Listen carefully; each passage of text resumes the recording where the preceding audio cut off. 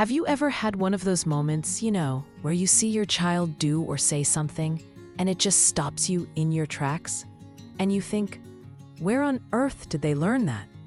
Sometimes it's something wonderfully kind and your heart just swells.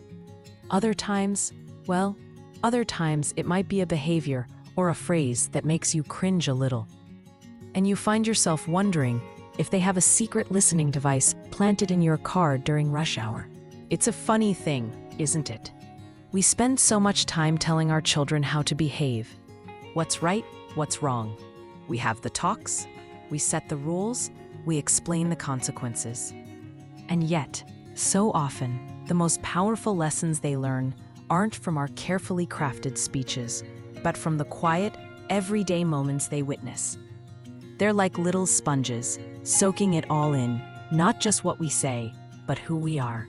And that, my friends, can feel like a pretty enormous responsibility, can't it? The idea that our children are constantly learning from us, not just when we're on as parents, but in all those unscripted, unfiltered moments.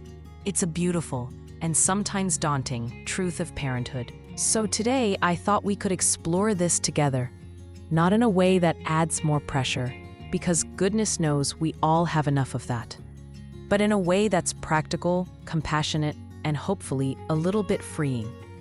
We're going to talk about how we can become the role models our children truly deserve, not by striving for some impossible ideal of perfection, but by embracing our own humanity, our own growth, and the incredible power of simply being who we want our children to become. We're going to explore how modeling appropriate, respectful, and good behavior works so much better than just telling them what to do. And we'll touch on some specific areas where our example can make a world of difference. One of the first, and perhaps most fundamental ways we do this is through the unspoken language of our everyday actions. It's almost like our children come into this world with these incredibly sophisticated observation skills. They're little detectives of human behavior, constantly gathering clues about how the world works, how people treat each other, and how to navigate all the big and small emotions that come with being human. And their primary case study? Us. Think about it. How do we handle frustration when the internet goes down right before an important meeting? What's our tone of voice when we're on the phone with a customer service representative? How do we greet the delivery driver or the cashier at the grocery store? These aren't grand, teachable moments we schedule into our day. They're just life. But for our children, these everyday interactions are like little windows into our character, into our values. They see if we're patient or quick to anger, if we're kind to strangers or dismissive, if we're honest, or if we tend to bend the truth to our advantage. And speaking of honesty, that's such a cornerstone of being a good role model, isn't it? We all want our children to be truthful, to be people of integrity. But how often do we, perhaps without even thinking, model something a little different? Maybe it's a small white lie to get out of a social engagement, or exaggerating a story to make it sound more impressive. Our kids, with their keen sense of justice and their still developing understanding of nuance, they pick up on these inconsistencies, and it can be confusing for them. They might start to think that honesty is, optional, depending on the situation. So one of the most powerful things we can do is to make a conscious effort to live truthfully, even in the small things. This doesn't mean we have to be brutally honest in ways that are unkind or inappropriate, of course. There's a big difference between honesty and a lack of tact. But it means striving to be authentic, to let our words and actions align. It means if we say we're going to do something, we do it. If we make a promise, we keep it. It's about building that foundation of trust, not just with our children, but within ourselves. And when they see us living that way, consistently, it becomes a natural part of their own moral compass. Now, here's something that I think is incredibly important, and it ties right into this idea of modeling honesty and authenticity. Admitting when we mess up. Oh, this can be a tough one, can't it? Our pride can get in the way. We want our children to see us as capable, as knowing what we're doing. But here's a secret. Our children already know we're not perfect, and trying to pretend we are can actually create distance between us. Think about a time when you really blew it. Maybe you lost your temper and yelled, or you were distracted and forgot something important you promised to do. We've all been there. In those moments, it's so tempting to just brush it under the rug, to hope they'll forget about it. But what a missed opportunity that is. When we own our mistakes, when we go to our child and say, "You know what? I'm really sorry. I was feeling frustrated earlier, and I shouldn't have spoken to you that way. That wasn't fair to you, and I'm working on handling my anger better." We're teaching them so much more than if we'd never slipped up in the first place. We're showing them that it's okay to make mistakes, that everyone does. We're modeling humility, which is such a beautiful and vital quality. We're teaching them the power of an apology, a genuine, heartfelt apology that isn't just about saying the words, but about acknowledging the impact of our actions and committing to do better. And we're reinforcing that our relationship with them is strong enough to handle imperfections, both theirs and ours. It actually builds trust and respect, rather than diminishing it. I remember a time when my son was quite young, and I was trying to assemble a new toy for him. It was one of those incredibly frustrating flat-pack things, and the instructions seemed to be written in another language. I got more and more agitated, and eventually, I let out a rather loud, exasperated sigh and muttered something unkind about the toy designers under my breath. My son, who was watching me with wide eyes, looked a little worried. Later that evening, after I'd calmed down and finally assembled the toy, I sat down with him. I said, "Hey, remember earlier when Mommy was getting so frustrated with that toy? I'm sorry if I seemed really grumpy. It wasn't the toy's fault, and it certainly wasn't yours. I just let my frustration get the better of me. Next time, I'm going to try to take a deep breath and ask for help if I need it." His whole face softened. He didn't say much, but I could tell it meant something to him. And you know what? The next time he got frustrated with something, I heard him take a big, deliberate breath, just like I'd said I would. It was a small moment, but it really showed me how much they absorb. So it's not about being a perfect, unflappable parent. It's about being a real human parent who is willing to be honest, to be accountable, and to keep learning and growing right alongside our children. That kind of modeling, that's pure gold.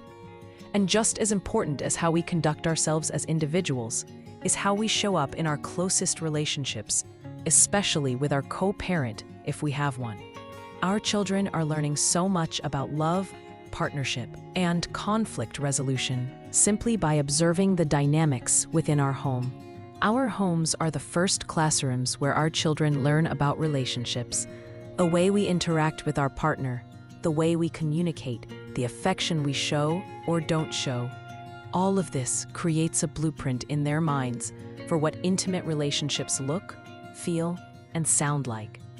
It's a profound responsibility, but also a beautiful opportunity. One of the simplest, yet most impactful ways we can model a loving relationship is through everyday affection. A warm hug in the kitchen while making breakfast, a quick kiss goodbye before heading out the door, holding hands while watching a movie. These small gestures might seem insignificant, but to our children, they speak volumes. They see that their parents love and like each other, that there's warmth and connection in their home. This creates an incredible sense of security for them. It's like an invisible blanket of safety and well-being that wraps around the whole family. When children witness genuine affection and respect between their parents, it helps them develop healthy expectations for their own future relationships. They learn that love is expressed not just in grand gestures, but in the quiet tenderness of daily life. They learn that partnership involves mutual support, kindness, and a shared sense of joy. It doesn't mean you have to be overly demonstrative if that's not your style, but finding ways to show that care and connection in front of your children can be a real gift to them. It normalizes affection, it normalizes love, and it shows them a positive pattern to emulate. Now, of course, no relationship is all sunshine and roses. Disagreements happen. Differences of opinion are inevitable, especially when it comes to something as personal and important as raising children. And this brings us to another crucial aspect of modeling healthy relationships: how we handle those disagreements, particularly when it comes to parenting styles. It's so common for parents to have different ideas about things like discipline, screen time, or bedtime routines. One parent might be a bit stricter, the other more lenient. One might prioritize certain values, while the other emphasizes different ones. And it can be tempting, when you feel strongly about your approach, to criticize your co-parents' methods, maybe even in front of the children. Or perhaps you find yourselves getting into heated arguments about these differences. But here's something to consider. When children witness their parents constantly undermining each other or arguing about parenting decisions, it can be incredibly unsettling for them. It can make them feel caught in the middle, unsure of who to listen to, and it can erode their sense of security and stability. They might even learn to play one parent against the other, which isn't healthy for anyone. Supporting your co-parent's basic approach, unless of course it's truly harmful or way out of line, is so important. This doesn't mean you have to agree on every single thing. It's about presenting a united front to your children. It's about showing them that even when parents disagree, they can do so respectfully, and they can still work together as a team. Those conversations about differences in parenting styles, they're best had in private, when you can talk openly and honestly without an audience. Think about what it teaches your child when they see you say something like, "Mommy and I have slightly different ideas about this, but we're going to talk about it and figure out what's best for our family." Or when, even if you privately disagree with a decision your partner made, you back them up in the moment and then discuss it with them later. It shows them respect. It shows them problem solving. It shows them that relationships require compromise and communication. I once knew a couple who had very different approaches to chores. One was very structured, the other more laid back. For a while, it was a source of tension, and their kids could feel it. They started having weekly parenting powwows where they'd talk through these things, find common ground, and agree on a consistent message for the kids. They made a pact not to contradict each other in front of the children. And you know what happened? The atmosphere in the home became much more peaceful. The kids seemed more secure, knowing what to expect. And the parents themselves felt more connected because they were working as a team. It's not about one parent winning and the other losing. It's about creating a stable, loving environment where your children feel safe and supported by both parents. It's about modeling that relationships, even when challenging, can be a source of strength and unity.